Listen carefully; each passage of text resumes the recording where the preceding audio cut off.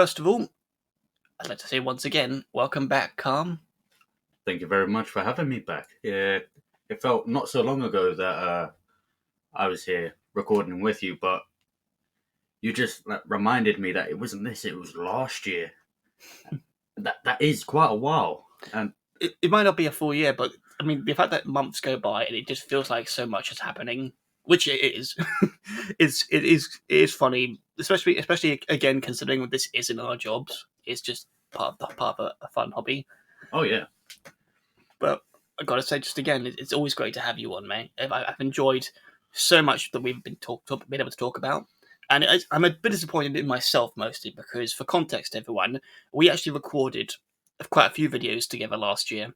However, I screwed up with editing one day, and I ended up losing some of the files, some of the episodes. So, unfortunately, sadly, those will, unless we redo them, which we might, but unless we do that, we're not able to see those. But you know what? As sad as that is, it's done. It happened. I've learned from it greatly, and I've made steps to make sure that doesn't happen again. yeah. Live and learn. And unfortunately for Kobe, he doesn't realise that I'd be willing to redo them episodes and have more of a blast. Oh, Oh wait, did that just slip out? oh no! Thanks, mate. But yeah, today I think it'd be fun to talk about something that we're both quite passionate about, and that is Spider-Man. Spider-Man. More specifically, the newest film that came out last year, and also some other Spider-Man related topics that we'll be getting into. But I think there's no way better to kick it off than talking about No Way Home. Oh, No Way Home. I'm just gonna say what. Well, despite many people's opinions and everything, but I think the majority, when we say favorite Spider-Man film, we say No Way Home, don't we? I would honestly say yes, because I still have strong feelings for Spider-Man 2 because it's such a perfect sequel, and I enjoy, honestly, I enjoy Far From Home a tad bit more in some areas because it's a nice different Spider-Man film compared to the traditional in New York fighting villains. But I gotta say, for having been someone who's watched the Spider-Man films throughout two generations, essentially, seeing this film was a bloody experience, and I was so the film started, and I was just like enthralled from the beginning. As it went on, I kept getting invested and more driven into everything of the story and the characters. And by the end of it, when we got to the big reveal with spoilers here, but what the hell, the film's already out. When we saw Tobey Maguire and Andrew Garfield on screen again, god damn it, my theatre cheered. And I was like going, oh my god, they did it! They thank God did it! And I was so happy. And God, the amount of emotions I was feeling throughout it too. Despite all the teasers and everything, like showing all the villains returning, even from the old Spider-Man, where you had William Dafoe as the Green Goblin, he comes back. You've also got Dr. Octavius. That lizard guy, Dr. Connors, sorry people. I was completely taken aback that they reintroduced them. Yeah, I saw teasers, I've heard teasers, but I didn't actually think that's what they were doing. And I was completely surprised that made, for me, the best Spider-Man film there ever was. And like you said earlier, Far From Home, despite it not just being in New York, it was good. They made it a global disaster than just a city disaster. Because what's the one thing about Spider-Man? He's New York's friendly neighborhood superhero, but now he's the world's neighborhood superhero. Anyway, it was really a different element for Spider-Man, especially in the world of the Avengers and the expectations that were set upon him when he became the protege to Iron Man. Mm-hmm. And that film, I'd say, is just like a great testing ground in a way for what you could do with Spider-Man, but in other settings.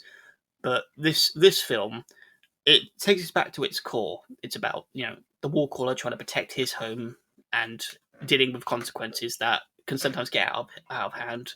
It's incredibly serious considering what ends up happening. So the main kick to this is just the fact that they were able to pull this off with the third film, because call it a curse, call it a just a saying that fans had, or maybe it's something else entirely. But there was a genuine fear, I would say, that this film could have been bad, because ever since Tobey Maguire's third film, that wasn't well received. It's got a lot more praise and appreciation today, considering it's how even some of the bad bits about it. But there was a genuine consensus that that wasn't the best way to end his trilogy on. Yeah. And poor Andrew Garfield, he didn't even get a third film. Yeah, and the second film was like terrible. Well, I say terrible. Even that's got some pros to it in a way. And people, of course, love Andrew Garfield. Even I love the actor. He gets so much shit for the Spider-Man films that he's gone through that it's not his fault. Yeah, he was just an actor at the end of the day, and he really loved it. And he was just screwed over by people who thought they knew better, which they didn't. Exactly. Yeah, and it was all egos and thinking they had the upper hand when they really they just didn't. And thankfully, they sort of humbled themselves when they didn't end up doing. I say humbled themselves. I'm sure some of them didn't, but they took a right path in making the deal with Marvel, and now they've got into a position where they've also won back the favor of the fans and the audience, and the fact that they've also introduced Andrew again, it really just makes it like a win-win in a way. Yeah. Because with this film now, sorry, I should. I'm getting a bit sidetracked here. Essentially, what I was going to finish off was that there was concerns that this film could be bad because it followed the similar pattern of it's got so many villains in the film. Yeah. It's meant to conclude a story in a way, and there's a lot of riding on this, also from carrying over plots from the second film. So there was a lot of concern, and also there was external factors because there was that big event that happened when Sony tried to back out from their deal, or they did, and they generally stepped away from Marvel for a period, and the fans revolted. Thankfully, they did so, and even poor Tom Holland had to call I think one of the execs and say, "Please don't step away. I love working with Marvel. I love working with what we have right now. Don't take that away from us." And thankfully, they heeded the word and they made a new deal, and that's what made this movie possible. So, among others, I was so terrified in a way for this film to be bad, and I'm so glad it wasn't. So yeah, what we were saying, in regards to Spider-Man, what do you think of the ending? The ending, where he, because from what we know, he wanted people to remember him, like his closest family and friends, of course.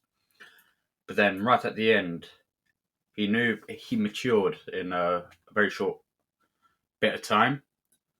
He just lost his aunt. Sorry, spoilers, people. He lost his aunt. In fact, basically, the premise of it is he lost everyone. Yeah. He lost everyone for the benefit of the Earth. The world, the universe, essentially. Exactly. He was fighting against Doctor Strange to try and help villains, which was awesome. And the ending where he knew what to do, he knew what he had to make right, and now he's going to have to live through life, like rebuilding his name, essentially. Like in it was Far From Home where Mysterio, Iron Man's old. He was a former employee who felt scorned by him, so he tried to take over his legacy. Yeah, and his name was made public. Yeah. And now that isn't public anymore because people have forgotten who Peter Parker is.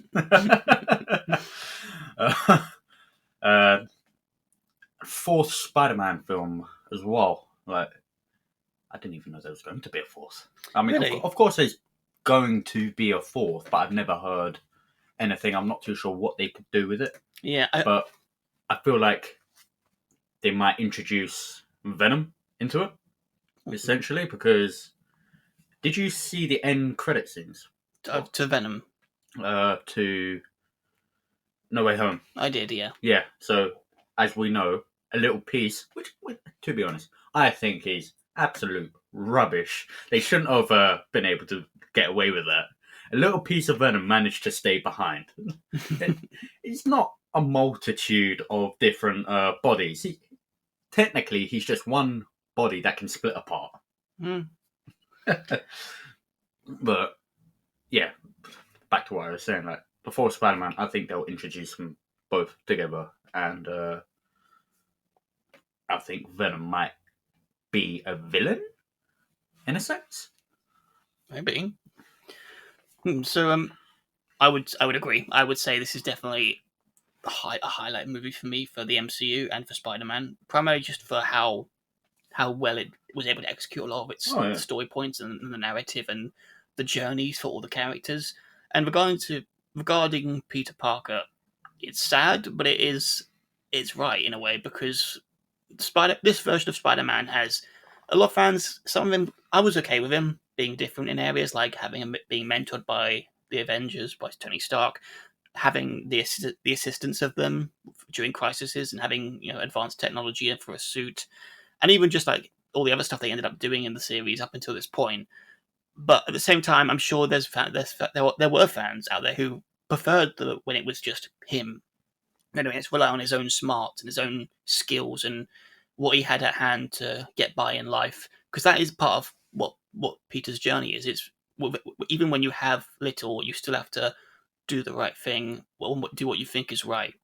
And this film it basically became a reset. It showed everyone that Peter was willing to give up everything, his friends, his family, every advantage he had, just so he could save everyone. And going into the next film, which we'll talk about in a sec, yeah, it's definitely going to be setting the slate clean, which is going to be quite promising, I'd say. And again, I'll just say this: the goddamn Willem Dafoe. Every villain in this was amazing, even the bloody cameo. I'm not the biggest Venom film fan, but which we'll talk about. But I got to admit, even I got a kick out of seeing him in the film. But god damn it, Willem Dafoe, he literally killed it. Oh, William Dafoe. I understand that all the other villains coming in and like making a big name for himself, but because of William Dafoe's character as the Green Goblin, he's essentially got like MPD, multiple personality disorder, from his accidental experiment, and so multiple personalities and everything, and him being the original villain of like the Spider-Man universe. He was the original. He was the first villain for the Spider-Man live-action film series. Yeah, and at least when it comes to the more modern versions, because there were Spider-Man films before, I believe. Yeah, but this was like the big Spider-Man on film, big budget. See it to believe it, and he was like a standout villain back then. And the fact that they got him back for this movie too, and when you even hear about some of the behind-the-scenes stories, the fact that he generally took part in a lot of his own stunts, and he, god damn it, he just sells every scene he's in. And I'm so glad that they were able to tie it back into, again, the bigger story of Spider-Man up to this point. Yeah. It is. I'm a bit annoyed that we didn't get to see a scene between him and Toby, which I'm sure there must have been at some point in development.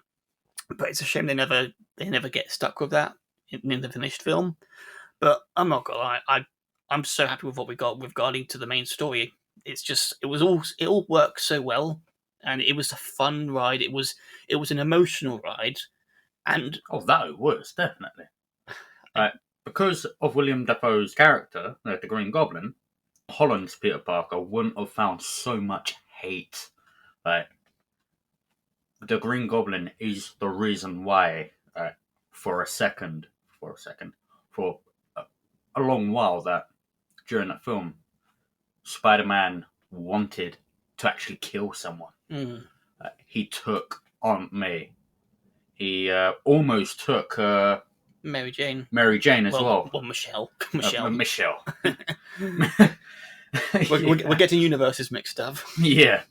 And I remember being in a film with being in the cinema with my two mates, whom I'm assumed have been on the podcast before. You've been on with Don. Well, Don's been on literally just a few episodes ago, I believe. Oh yeah. Or if again, depending on when these schedules go, literally the last episode. Yeah. I remember being in a cinema and watching Mary Jane, Michelle fall. It's like no, no, no, no, no, no, no, no, no, no, no, no, no, no, no, no. I generally gasped when they did, because I saw from the trailers they were going to do that, but then they had that shot with the Green Goblin hitting Spider-Man, and I thought for a second, oh, are they doing this? But then when the moment it cut to Andrew, I was just like, oh my god, yes, yes. Thank you so much for this, John Watts. In a way, they all got their own spotlight in it. Yeah. Oh, God, Toby is the mentor. Again, he's the oldest actor to portray the character in the film. It makes so much more sense narratively. Andrew, who went through such a tragedy with his second movie, with losing his girlfriend, and then getting to redeem him, and also giving him hope again. Yeah. Because I'm sure it's not written on the wall, I believe, in the film, but I genuinely think that if they ever did decide to move forward with him in the future, it would be interesting, to say the least. But every Spider-Man in that film has an important role to play, and it feels so earned, and it benefits Tom's story too, because this is still his movie at the end of the day. And yeah, I'm running out of words to say, honestly, how much I love this bloody movie. It's a really good film, but mate, this is probably a bold statement. What I'm going to say is that it's probably the fan favorite of Marvel films, live action Marvel films at the moment. You think so? Weirdly enough, I know there's Endgame and Infinity War. There's going to be the new Thor movie coming out. I really enjoyed Guardians of the Galaxy, to be honest, as well. But I think what they done with No Way Home, I know for sure it's one of my favorite Marvel films. I think it is my favorite Marvel film at this moment in time. But yeah, generally, I think it's been the most anticipated, and because of that anticipation, you think a film's gonna crumble. Some people think a film's gonna crumble, but no, they salvaged a very good fucking opportunity. Sorry, language. Salvaged a really good opportunity and just made this masterpiece. Honestly, I wouldn't say it's perfect, but I can say this is definitely one of those films that you have to see if you're ever going to watch. If you haven't seen an MCU film before, if this is like up there if you love Spider-Man, but you haven't seen a lot of the films. And God damn it, I mean, I still stand by this. Winter Soldier is my favorite MCU film, but this film is definitely among my top 5, I'd say. And goddamn, I think I'll from my side, I'll conclude this part of the discussion with, I love it. I'm so glad they got to make this movie. I'm so glad we got to see this film, and it's really given me hope for Spider-Man's future going forward with the MCU. Oh yeah. So moving on from that bit, here's the next question: Spider-Man 4. Again, I'm probably mixing up in my memory. I believe it has been announced. I believe Kevin Feige, I think like last year, around December, he said that, we are going to make another one. We're not going to have the same drama we had last time, whether or not the film series will continue. I think they have announced Spider-Man 4. Okay. So the question I have to ask you, what do you think they might do? Because you've sort of already touched on this before, but you just for narrative's sake, I guess. I'm not too sure what they could be doing with it. I mean, considering the previous films, the end credit scenes and everything, I reckon there's going to be an altercation between Spider-Man and Venom again in this universe. I'm not going to say much like Spider-Man, Tobey Maguire's Spider-Man versus Venom. They'll change this up a bit, but considering like all the other Marvel films around it, there's so many options of what they could do that I'm going to be like spitting out examples. Like they might just shove him into the Eternals or the Shang-Chi movies next. It's weird. I don't know. You never know. I would say I would. I'm curious actually because I feel like they probably should do the direction you're suggesting, in that it should be about Tom's Spider-Man gaining the symbiote, and Hmm. we'd get a. I don't think we're going to get an accurate version of the Venom storyline Hmm. because even if they were to attempt that, it would take like multiple movies to do that. Because I mean, heck, they've already done Spider-Man goes to another planet, so they can't exactly do that again. Hmm. And also, considering how this No Way Home ends, I think it would be kind of jarring because that film sets up that Spider-Man is going back to basic. He's going back to street level, protecting the city. Hmm. No more big Avengers level threats. So to then suddenly have him go to another planet and get fight basically armies and then gain the symbiote that way, it would be cool. Yeah. But would it feel narratively satisfying? At least like execution wise, I wouldn't think so. If if I had to put my stake in, I would say they'd have to do that in an Avengers film. But I can definitely see them doing that storyline with. I've actually got a bit of a pitch in my head right now, which I'll put it right here. I think that the next film could tackle several things. One is Peter's level of loneliness. Yeah. Because even though he's come to terms with the decision in the last movie to be alone, I think that would definitely still have an effect on him going forward. He's still going to feel like he needs help here and there. He would still like crave human companionship. And even though I know he still loves Michelle, there's only so long when one can go on without having someone there to Yeah. be there for them. And what this could do is set up in the next film, in the fourth film. Maybe there can be a scene where Tom's just like he's focusing too much on his role of Spider-Man, and so he ends up deciding, you know what, I'm going to go out for a night just as Peter Parker, and he ends up going to a bar or something or pub somewhere like because he's like I'm assuming he's still a young man by this point, but Yeah. yeah, he'll go somewhere out for the night, and he'll probably end up meeting some colorful characters, and I imagine that one of those characters could be Felicia Hardy, the Black Cat. So they could introduce Felicia, and they could have a bit of a banter, and Hmm. basically set up the there's something between us. But then Peter might shut it down because he still holds on to his feelings for Michelle Jones. Yeah. And then they meet Spider-Man and Black Cat again. More sparks fly, and maybe that could set in Peter's head the idea that maybe there's someone I could still have as a friend, maybe something more, and they can look after themselves. They fight people like in a way similar to him because she's not got superpowers in the sense of super strength. I believe her powers in the comics are more luck based, where she's just able to evade every threat. Yeah. Again, fans of the comics can explain it a bit more, and I guess in the comments. But having Black Cat, I think, would definitely open the path a direction in the story for Peter to think I could have an equal. I could have someone in my life who can look after themselves and still be with me in my life. Hmm. And that could be another interesting dilemma because again, this is a Peter who very much loved Michelle Jones. Oh yeah. And would he really feel like he deserves that or should do that? And add on top of that, the Venom storyline. Now, we know that symbiote from the post-credit scene is likely, from what it implies, it's going to try and find Spider-Man. Yes. So who's to say in the next film, the storyline is this. Peter is dealing with the underworld. He's basically fighting the criminals of New York. And maybe there's a special faction that are very notable. Maybe it's related to the Kingpin. Maybe it's related to whoever, Mr. Negative, who's from I know him from the PS4 game. Maybe it's a completely original villain who's just more about crime gangs, and Hmm. maybe he's got some kind of power to give him an edge, but maybe he's just a normal Joe who's very very influential. But either way, the film could be about Peter facing the wraths of the underworld. Maybe they could introduce the Scorpion as a power villain to give them as a henchman, maybe, Hmm. or like as a I don't know. I'm shooting shots at this point. Oh yeah. But go for it.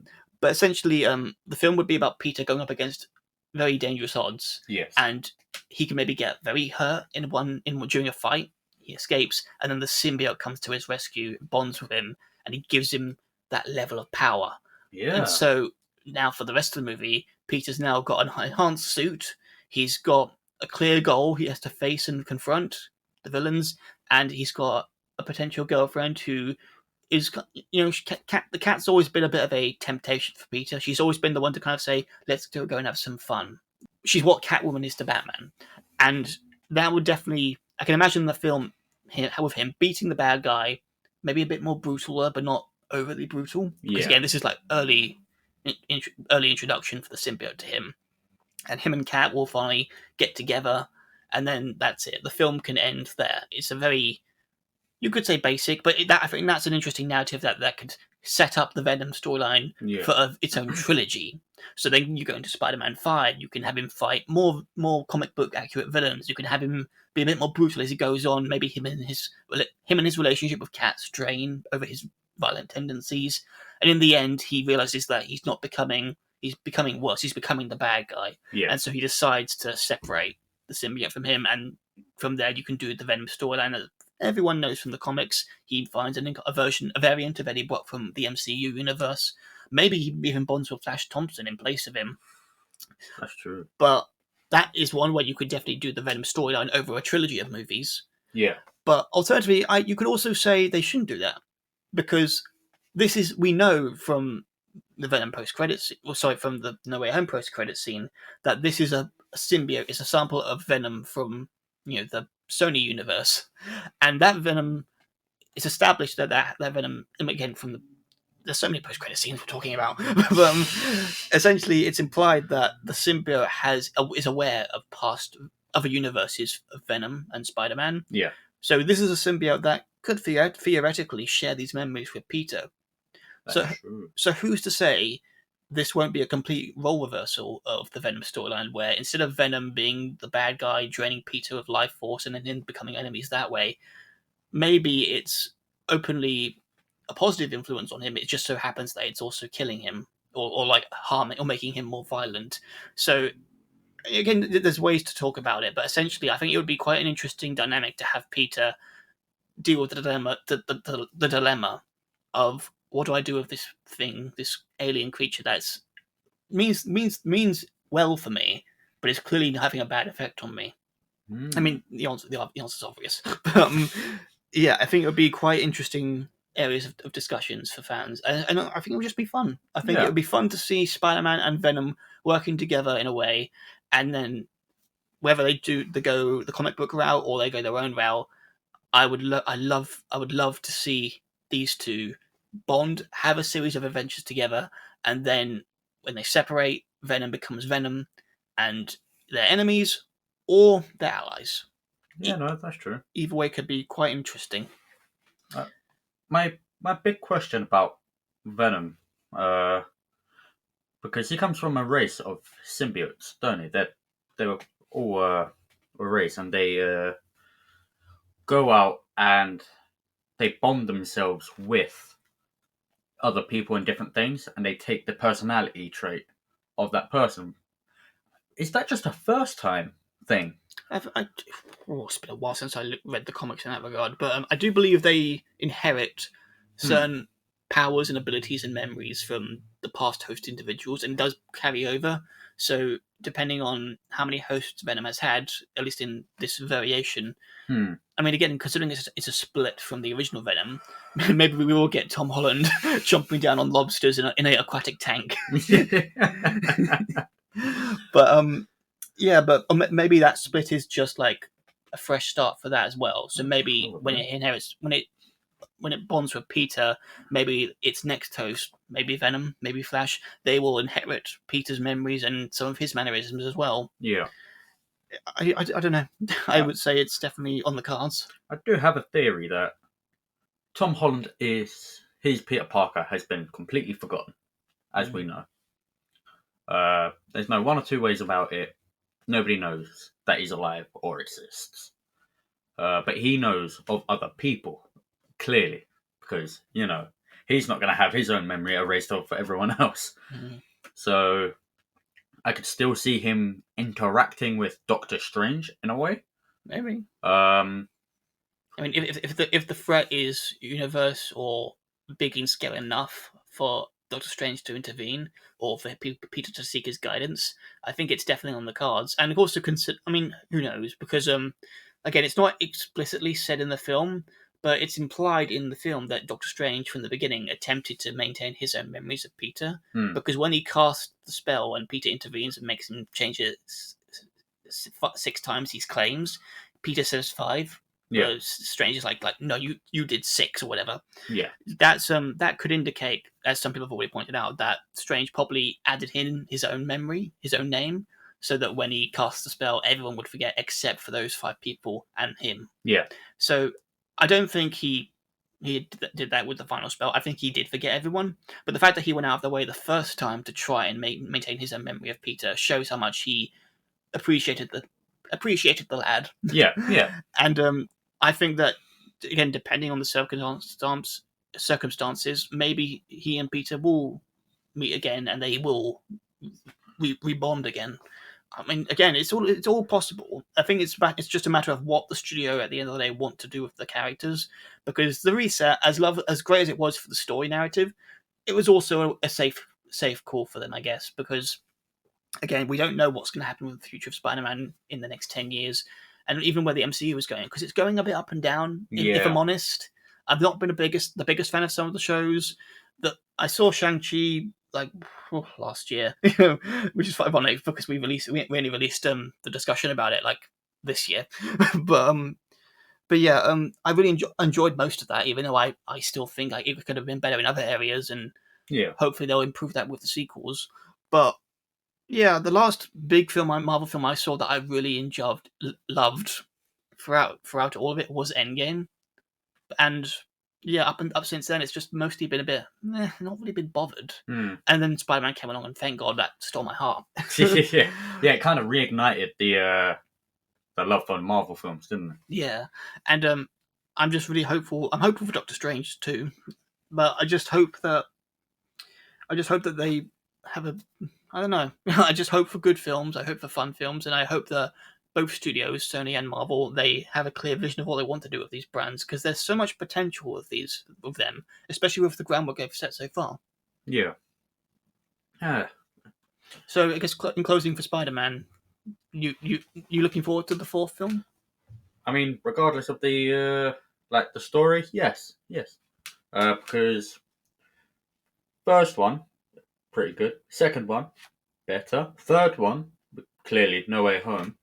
Generally with trilogies, if they're bad, it's usually the first film that's the best. But if the trilogy is good, the following films tend to be a disappointment. Yeah. If you catch what I mean, because Star Wars, good trilogy, the first one. Yeah. Everyone loved that. And then, Lord of the Rings, good trilogy.